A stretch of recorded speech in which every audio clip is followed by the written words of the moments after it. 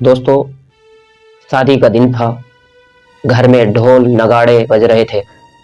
दूल्हा अपनी दुल्हन को विदा करवा कर खुशी खुशी अपने घर ले जा रहा था।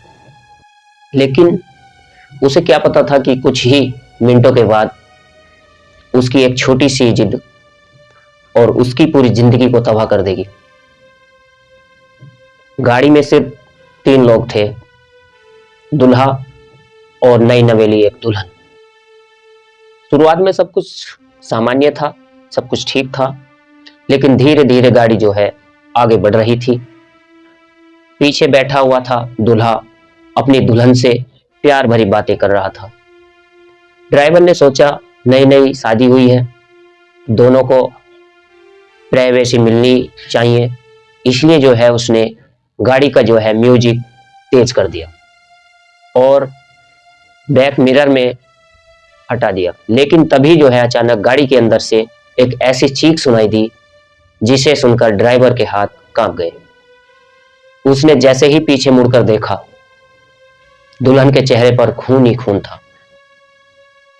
नई नवेली दुल्हन, जिसका कुछ ही देर पहले ही विवाह हुआ था, वो दर्द से जो है चीख रही थी।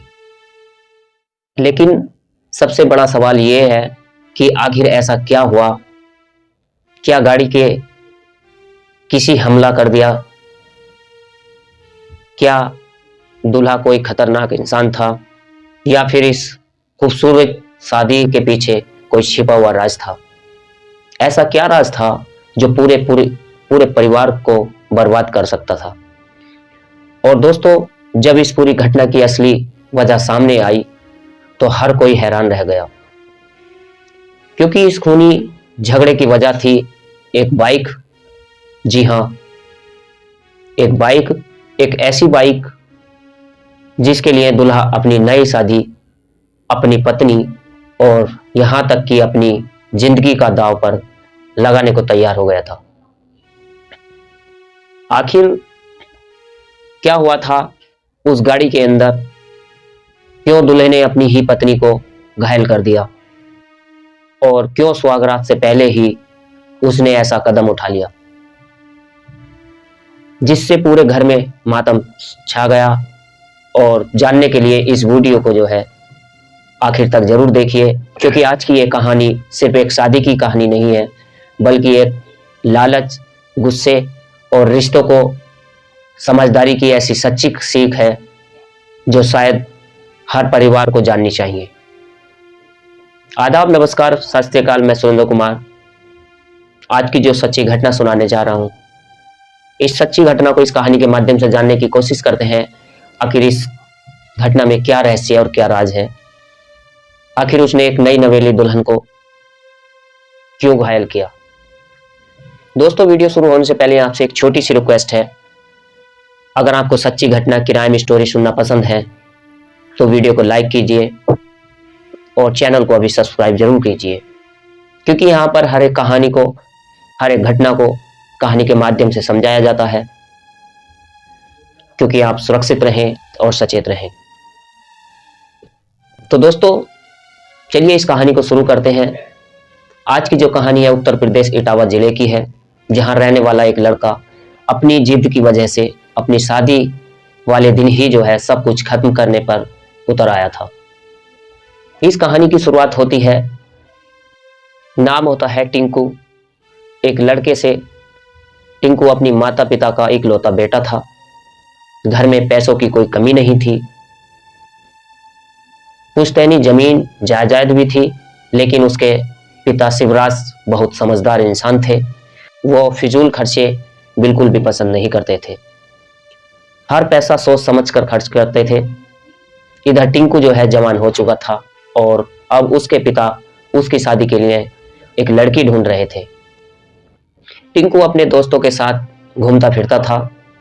एक दिन दोस्तों ने जो है मजाक मजाक में उसे कहा, भाई शादी में दहेज में आप बाइक मांग लेना। और बस यहीं से जो है टिंकू के दिमाग में अपाची बाइक बैठ गई। उसने अपने पिता से साफ साफ कह दिया, पिताजी मुझे शादी में अपाची बाइक चाहिए। पिता ने बात को टाल दिया, लेकिन टिंकू ने जो है इसे साफ समझ लिया। अब वो दोस्तों में जो है सान मरने लगा, भाई मेरी शादी में अपाची वाली नहीं है। धीरे धीरे इसके लिए एक लड़की देखी गई जिसका नाम था ज्योति। ज्योति जो है बेहद ही खूबसूरत और संस्कारिक लड़की थी और समझदार लड़की थी। शिवराज ने जैसे ही उसे देखा तो उसे तुरंत पसंद कर लिया और दोनों परिवार ने जो है शादी पक्की कर दी। लेकिन जब रिश्ता तय हो रहा था तब टिंकू के पिता ने जो है लड़की वालों से कहा, लड़का तो अपाची बाइक की बात कर रहा है, आपकी क्या मर्जी है। अब लड़की वालों ने कहा, कोई बात नहीं, जो होगा खुशी से देंगे। टिंकू तो खुशी से पागल हो गया और उसे लगने लगा अब तो अपाची बाइक पक्की हो गई है। और फिर आया 14 फरवरी 2026 और शादी का दिन। बारात धूमधाम से लड़की वालों के यहाँ घर पहुंची। सब कुछ अच्छे से चल रहा था, खाना पीना। और टिंकू एक दोस्त के ने जो है आकर उसे कहा, भाई तुझे अपाची नहीं स्प्लेंडर बाइक मिल रही है।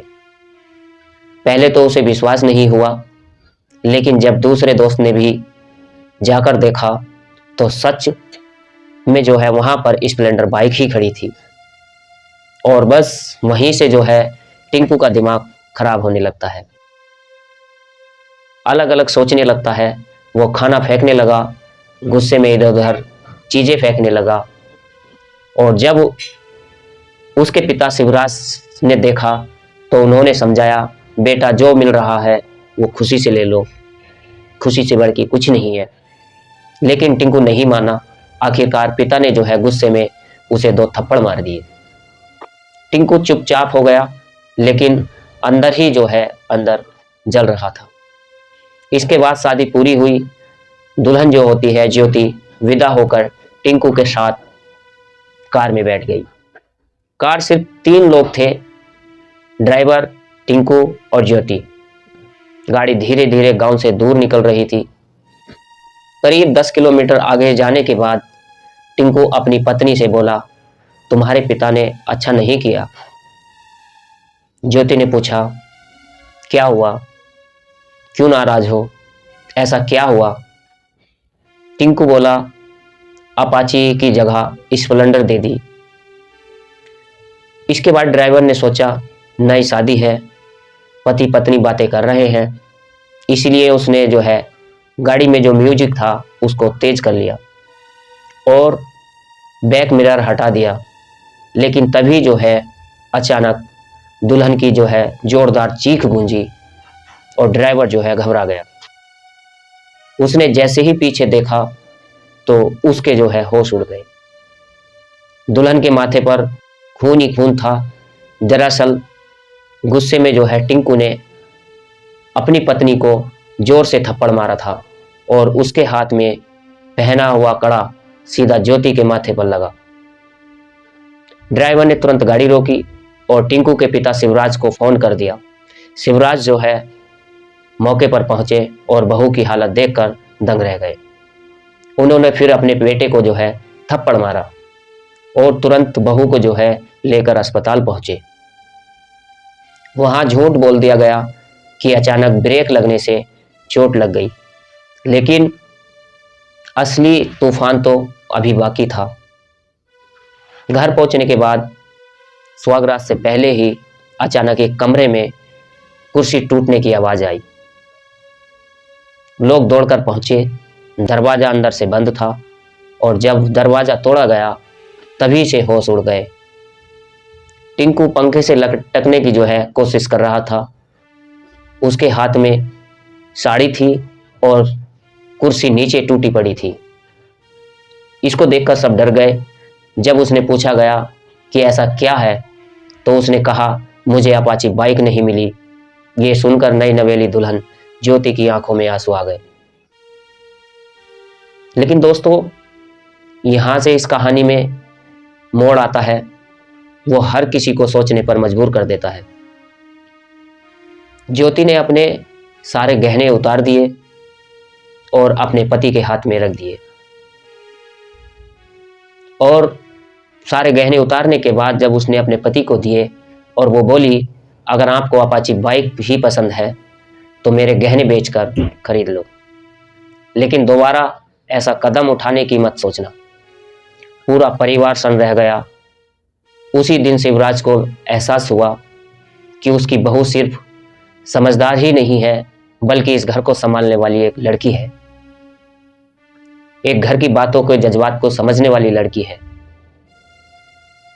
इसके बाद शिवराज ने अपने बेटे को सारी जो है स्प्लेंडर दिलवाई थी, क्योंकि उसे उसका कम खर्चा था, मेंटेनेंस कम थी और जिद दिखवाने के पीछे समझदारी नहीं चली। धीरे धीरे टिंकू ने अपनी गलती समझ आई और उसने अपनी पत्नी से जो है माफ़ी मांगी और अपाची बाइक लेने का विचार हमेशा के लिए अपने दिल से निकाल दिया। आज कई महीने बीत चुके हैं और परिवार खुशी से रह रहा है और टिंकू को अब समझ आ गया कि रिश्ते बाइक से बड़े होते हैं, बाइक कोई बड़ी नहीं होती। दोस्तों, इस कहानी से आपको क्या सीख मिलती है? क्या टिंकू की गलती थी? क्या पिता सही थे या फिर सबसे ज़्यादा समझदारी ज्योति ने दिखाई? कमेंट में ज़रूर बताएं।